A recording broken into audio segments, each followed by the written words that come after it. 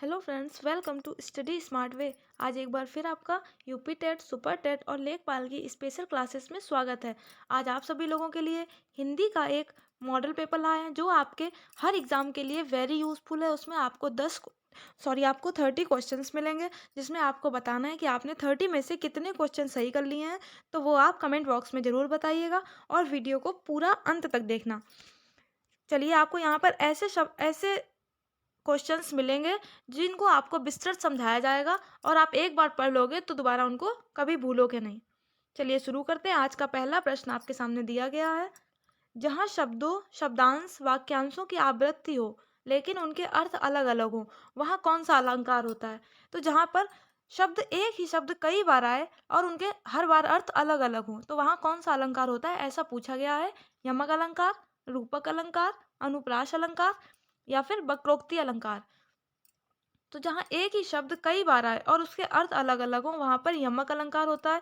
ये आपका पहला ऑप्शन सही हो जाएगा। आपको उदाहरण के साथ बता देते हैं। कनक कनक ते 100 गुनी, माँ दगता अधिकाय, या खाए बौराए जग, वा पाए बौराए। तो यहाँ पर आपने सुना होगा कनक कनक 2 बार आया है।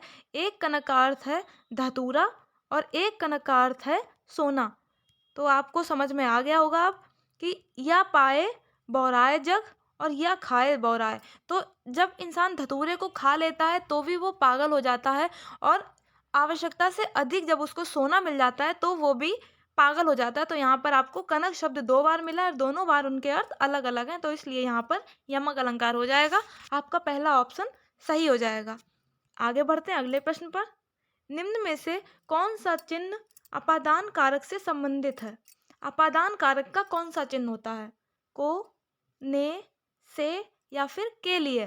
तो अपादान से अलग, तो यहाँ आपका ये थर्ड ऑप्शन सही हो जाएगा। अपादान से अलग ये सही हो जाएगा। को होता है कर्म को, कर्ता ने कर्म को, ये हो जाएगा कर्ता का। संप्रदान के लिए, ये आपको सभी बता दिए, इनको नोट कर लीजिएगा। कर्ता ने कर्म को, करण से, संप्रदान के लिए, अपादान से अलग। तो यहाँ आपका ये थर्ड ऑप्शन सही हो जाएगा। आगे बढ़ते हैं अगले प्रश्न पर। जो हिसाब किताब की जांच करता हो, वाक्यांश के लिए एक शब्द क्या होगा? जो हिसाब किताब की जांच करता हो उसको क्या कहते हैं? अंकेक्षक, अपभ्रंश, परिणित या फिर अक्षरस? तो जो हिसाब किताब की जांच रखता है उसको अंकेक्षक कहा जाता है। ये आपका फर्स्ट ऑप्शन सही हो जाएगा। अपभ्रंश वो होता है जिसमें किसी प्रकार का विकार हो, उसको अपभ्रंश कहते हैं। परिणित होता है अधिक झुका हुआ, जो अधिक झुका हो उसको परिणित कहते हैं। और अक्षरस, इसको एक एक अक्षर यानी कि हर्फ दर हर्फ। तो यहाँ आपका पूछा गया था जो हिसाब किताब की जांच करता है उसको अंकेक्षक कहते हैं। आपका पहला ऑप्शन सही हो जाएगा। आगे बढ़ते हैं अगले प्रश्न पर। गगनचुंबी में प्रयुक्त समास कौन सा है? गगनचुंबी यानी कि गगन को चूमने वाला, आकाश को चूमने वाला।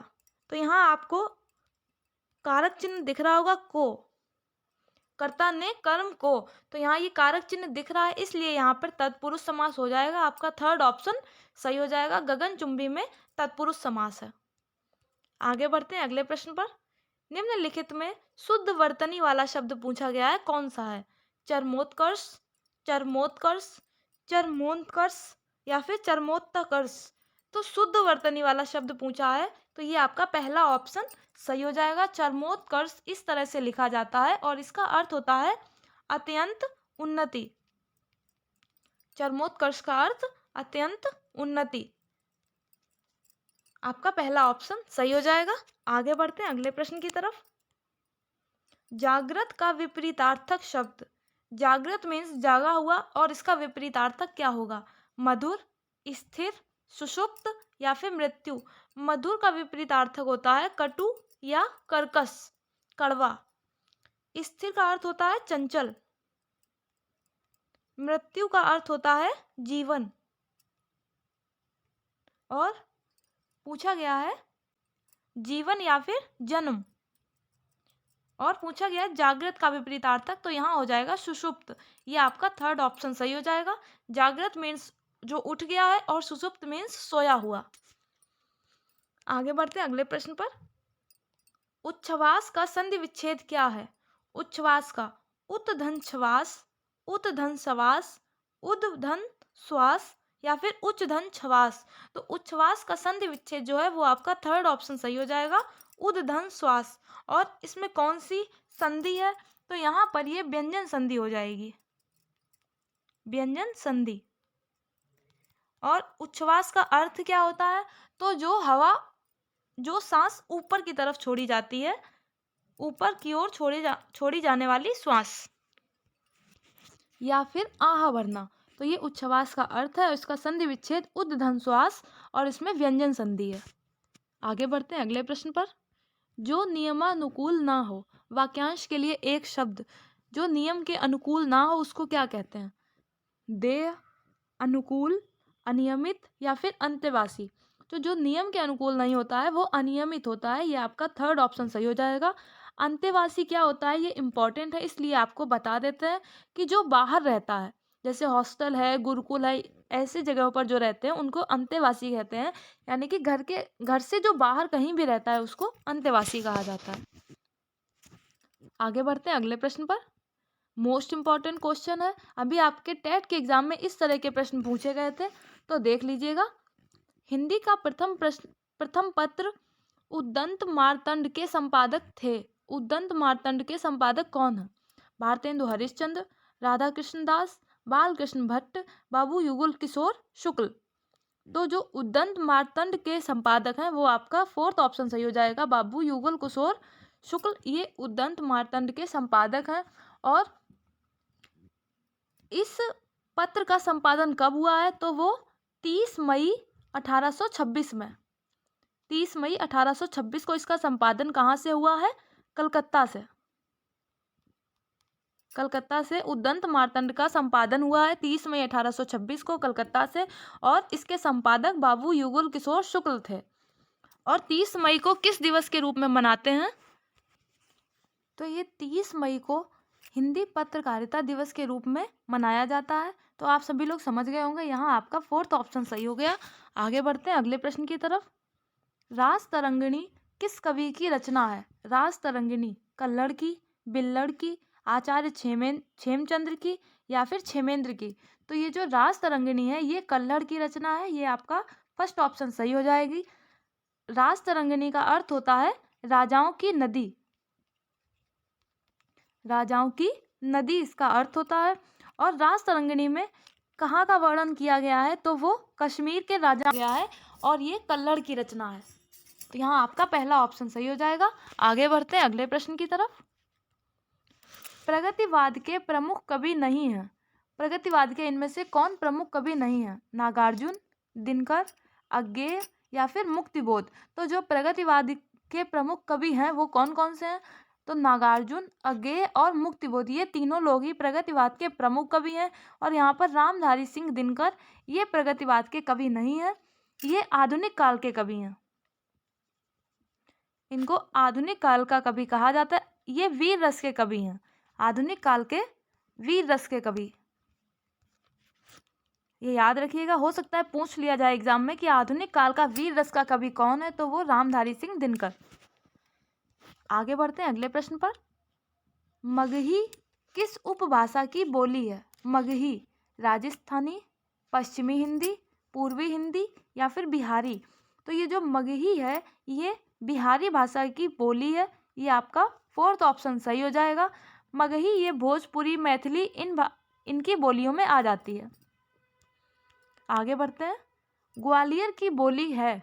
ग्वालियर यानी कि मध्य प्रदेश के ग्वालियर में कौन सी बोली बोली जाती है?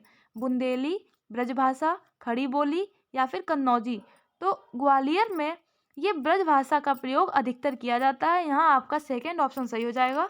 ग्वालियर के अलावा ये भिंड, मुरैना यानी कि जो ग्वालियर के आसपास की जगह हैं वहाँ पर ब्रजभाषा बोली जाती है। और ब्रजभाषा के जो प्रमुख कवि हैं वो कौन कौन से हैं? तो वो सूरदास, मीराबाई, रसखान, ये ब्रजभाषा के प्रमुख कवि हैं, इनको याद रखना। बिहारी जी ये सभी ब्रजभाषा के कवि हैं। आगे बढ़ते हैं अगले प्रश्न की तरफ। भोजपुरी बोली की उत्पत्ति हुई है। भोजपुरी बोली की उपपत्ति किस अपभ्रंश से हुई है? अर्ध मागधी अपभ्रंश से, मागधी अपभ्रंश से, शौरसेनी अपभ्रंश से, या फिर ब्राह्मण अपभ्रंश से? तो जो ये भोजपुरी बोली की उत्पत्ति है ये मगधी अपभ्रंश से हुई है। यहाँ आपका सेकेंड ऑप्शन सही हो जाएगा। भोजपुरी बोली ये बिहारी हिंदी के अंतर्गत आती है। आगे बढ़ते हैं अगले प्रश्न पर। इनमें से कौन सा देशज शब्द नहीं है? देशज यानी कि जो अपने इधर बोले जाते हैं और जो संस्कृत से मिलते हैं। कंचन, कचोट, कंजर, करवट। तो यहाँ पर देशज शब्द नहीं है, ये आपका कंचन शब्द है। ये फर्स्ट ऑप्शन सही हो जाएगा। कंचन शब्द कांचन से मिलकर बना है। कांचन से कंचन है, कंचन का अर्थ होता है सोना। तो ये आपका पहला ऑप्शन सही हो जाएगा। आगे बढ़ते हैं अगले प्रश्न पर। द्विवेदी युग का नामकरण किसके नाम पर हुआ? शांति प्रिय द्विवेदी, आचार्य हजारी प्रसाद द्विवेदी, आचार्य महावीर प्रसाद द्विवेदी, या फिर डॉक्टर राम अवध द्विवेदी? तो द्विवेदी युग का नामकरण ये महावीर प्रसाद द्विवेदी के नाम पर हुआ। ये आपका थर्ड ऑप्शन सही हो जाएगा। इस काल को द्विवेदी युग को जागरण सुधार काल भी कहा जाता है। जागरण सुधार काल भी कहा जाता है। और इसकी जो प्रमुख रचनाएं हैं वो प्रिय प्रवास, वैदेही वनवास, ये द्विवेदी युग की प्रमुख रचनाएं हैं। और द्विवेदी युग कितने साल से कितने साल तक रहा? तो वो 1900 से 1920 तक रहा। अगला प्रश्न, हिंदी खड़ी बोली किस अपभ्रंश से विकसित हुई है? मोस्ट इंपॉर्टेंट क्वेश्चन है, इसको नोट कर लीजिएगा। हिंदी खड़ी बोली किस अपभ्रंश से विकसित है? मगधी, अर्धमगधी, शौरसेनी, या फिर वैशांबी? तो जो हिंदी खड़ी बोली है वो शौरसेनी अपभ्रंश से विकसित है। यहाँ आपका थर्ड ऑप्शन सही हो जाएगा। अगला प्रश्न, यहाँ आपको अलंकार बताना है। कौन सा अलंकार है इन पंक्तियों में? ऊधो मेरा हृदय तल था, एक उद्यान न्यारा, शोभा देती अमित उसमें कल्पना क्यारियां थी। यहाँ पर कौन सा अलंकार है? उत्प्रेक्षा, रूपक, यमक, या फिर उपमा?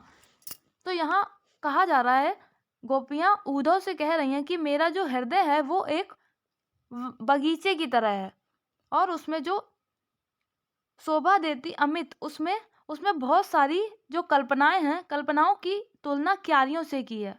तो यहाँ आपका ये रूपक अलंकार हो जाएगा। सेकेंड ऑप्शन सही हो जाएगा।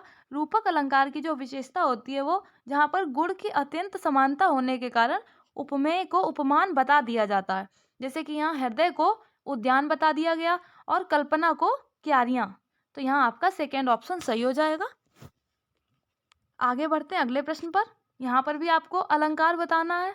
भूरि भूरि भेदभाव भूमि से भगा दिया। यहाँ पर कौन सा अलंकार है? यमक, रूपक, अनुप्रास, या फिर उत्प्रेक्षा? तो जहाँ पर एक ही वर्ण की आवृत्ति कई बार आती है वहाँ पर अनुप्रास अलंकार होता है। और यहाँ आप देख लीजिए भा शब्द की आवृत्ति कई बार आई है। भा अक्षर की आवृत्ति देखिए, तो यहाँ पर अनुप्रास अलंकार हो जाएगा। भूरि भूरि भेदभाव भूमि से भगा दिया। 1 2 3 4 5 बार भा शब्द की आवृत्ति हुई है। तो यहाँ आपका ये थर्ड ऑप्शन सही हो जाएगा। आगे बढ़ते हैं अगले प्रश्न पर। कितने अक्षरों के समूह को गढ़ कहा जाता है? 2, 3, 4 या फिर 5? ये छंदों से प्रश्न लिया गया है। तो जो गढ़ होते हैं वो कितने अक्षरों के समूह को कहते हैं? तो वो 3 अक्षरों के समूह को कहा जाता है। यहाँ आपका बी ऑप्शन सही हो जाएगा। आपको हिंदी की अगली क्लास में बताएंगे कि गढ़ कौन कौन से होते हैं। आपको बता देते हैं कि कुल 8 गढ़ हैं हिंदी में। अब आपको अगली क्लास में बताएंगे 8 कौन कौन से गढ़ हैं। आगे बढ़ते हैं अगले प्रश्न की तरफ। अगला प्रश्न, किस छंद का प्रथम व अंतिम अक्षर एक सा होता है? चौपाई, सोरठा, कुंडलियां, मालिनी? तो प्रथम और अंतिम अक्षर जिसका एक जैसा होता है वो कुंडलियां हैं। यहाँ आपका थर्ड ऑप्शन सही हो जाएगा। और कुंडलियों की पहचान एक और तरह होती है, दोहा और रोला से मिलकर बना है। कुंडलियां जो है ये दोहा और रोला से मिलकर बना है। कभी कभी एग्जाम में इस तरह से पूछ दिया जाता है कि जो छंद दोहा और रोला से मिलकर बना है वो कौन सा है? तो वो कुंडलियां हैं। और कुंडलियां में कुल कितने चरण हैं? तो वो 6 चरण हैं और प्रत्येक चरण में मात्राएं 24 मात्राएं हैं। आगे बढ़ते हैं अगले प्रश्न की तरफ।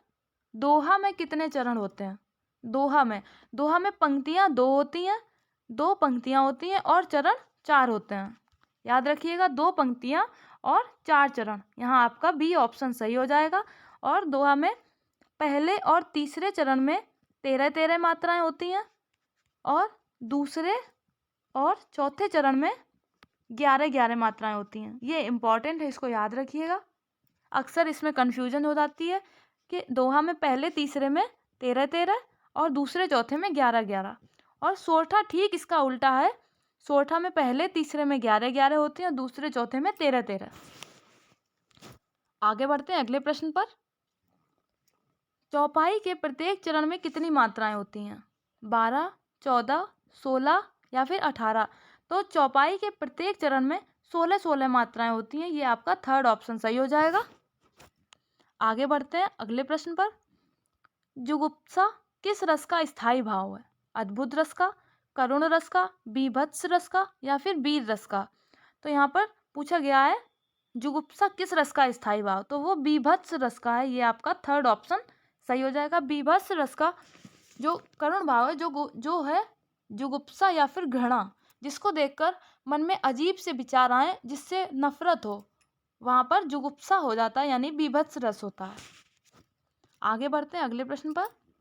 वीर रस का स्थायी भाव, जिन पंक्तियों को पढ़कर मन में उत्साह जागृत होता है वहां पर वीर रस होता है। तो फिर वीर रस का स्थायी भाव क्या होगा? भय, शोक, निर्वेद या फिर उत्साह? तो जब उत्साह जागृत होता है जिन पंक्तियों को पढ़कर, वहां वीर रस होता है।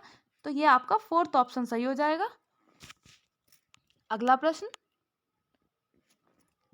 जो वस्तु, व्यक्ति या परिस्थितियां स्थायी भाव को जागृत करती हैं, उन्हें क्या कहा जाता है? स्थायी भाव को जागृत करने वाली परिस्थितियों को क्या कहते हैं? विभाव, उत्प्रेरक, अनुभाव या फिर संचारी भाव? तो जो स्थायी भाव को जागृत करती हैं उनको विभाव कहा जाता है। यहाँ आपका पहला ऑप्शन सही हो जाएगा। और विभाव के जो 2 भेद हैं वो कौन कौन से हैं? तो पहला है आलंबन और दूसरा है उद्दीपन। आलंबन और उद्दीपन। आगे बढ़ते हैं अगले प्रश्न पर। मैं तो गिरधर के संग जाऊं, गिरधर मेरो साँचो प्रीतम, देखत रूप लुभाऊं। यह कौन सा रस है? इसमें इन पंक्तियों में रस पूछा गया है।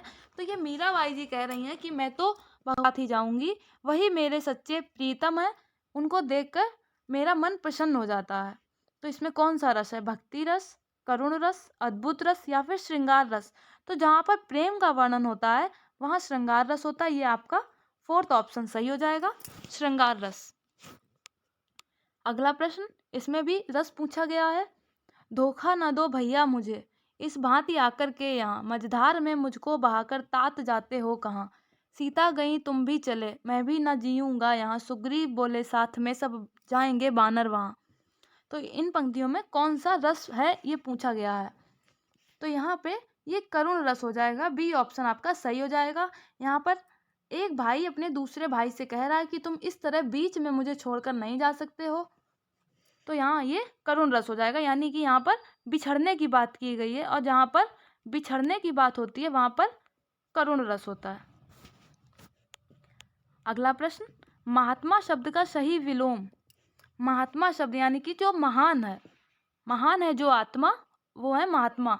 सही विलोम अर्थ पूछा गया है, तो क्या होगा? दुष्ट, दुर्जन, दुरात्मा या फिर पापी? तो महात्मा शब्द का जो सही विलोम हो जाएगा वो होगा दुरात्मा। ये आपका थर्ड ऑप्शन सही हो जाएगा। अगला प्रश्न, स्वर ध्वनि के प्रकार। स्वर ध्वनियाँ कौन कौन सी होती हैं? तो स्वरों में दीर्घ स्वर, प्लुत स्वर, ह्रस्व स्वर तीनों ही आते हैं। तो दीर्घ स्वर भी है, प्लुत स्वर भी है, ह्रस्व स्वर भी है, यानी कि आपका फोर्थ ऑप्शन यहाँ पर सही हो जाएगा, ये तीनों। तो आज के प्रश्नों की श्रृंखला यहाँ पर समाप्त होती है। अगर आप सभी लोगों को वीडियो पसंद आए तो ज़रूर लाइक करें, और वीडियो को अंत तक देखने के लिए बहुत बहुत धन्यवाद। इसी तरह के और वीडियो पाने के लिए चैनल को सब्सक्राइब करें, जिससे कि आपको सभी वीडियो टाइम पर उपलब्ध कर सकें और आपकी पढ़ाई डिस्टर्ब ना हो, लगातार बनी रहे। Thank you. जय हिंद, जय भारत।